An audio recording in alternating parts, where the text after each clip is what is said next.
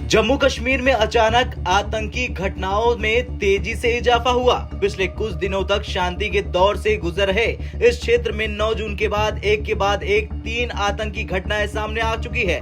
सवाल ये है कि आखिर आतंकी अचानक इतने अकुलाए क्यों हैं? दरअसल लोकसभा चुनाव के दौरान जम्मू कश्मीर में बम्पर वोटिंग ने आतंकियों की नींद उड़ा दी। उन्हें अपने वजूद और सपोर्ट बेस की चिंता होने लगी। जम्मू कश्मीर में अब अगले कुछ ही महीनों में विधानसभा चुनाव प्रस्तावित है। इस विधानसभा चुनाव से पहले दहशतगर्द जम्मू कश्मीर में खौफ फैलाना चाहते हैं, इसलिए आतंकियों ने ताबड़तोड़ हमले को अंजाम दिया। क्योंकि जम्मू कश्मीर में अच्छी वोटिंग का मतलब ही है आतंकियों के लिए खतरे की घंटी। भारत के लोकतंत्र में जम्मू कश्मीर की जनता की भागीदारी आतंकियों का न सिर्फ ऊपरी मदद खत्म कर देगी, बल्कि उन्हें वैचारिक समर्थन भी मिलना बंद हो जाएगा। पाकिस्तान में बैठे आतंकियों की आका ऐसा कभी नहीं चाहेंगे, इसलिए उन्होंने जम्मू कश्मीर में अटैक बढ़ा दिया है। खुफिया इनपुट के मुताबिक टीआरएफ का ऑफशूट हिट स्क्वाड, जो फॉल्कन स्क्वाड के नाम से जाना जाता है, वो ऐसे हमलों को अंजाम दे रहा।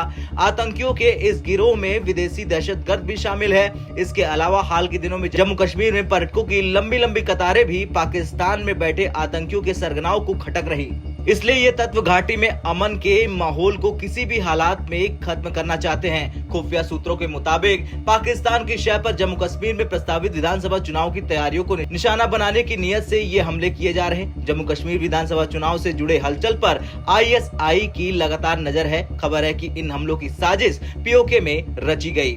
बता दें कि रियासी के शिवखोड़ी की बस में हुए हमले की जांच में एजेंसियों और एनआईए ने अभी तक जो सुराग जुटाए हैं, उसके आधार पर कहा जा सकता है कि विदेशी आतंकियों के साथ साथ लोकल ओवरग्राउंड वर्कर भी इस हमले में शामिल है। खुफिया एजेंसी के मुताबिक टीआरएफ का ऑफशूट हिट स्क्वाड, जो फॉल्कन स्क्वाड के नाम से जाना जाता है, वो ऐसे हमलों को अंजाम दे रहा। आतंकियों के इस गिरोह में विदेशी दहशतगर्द भी शामिल हैं।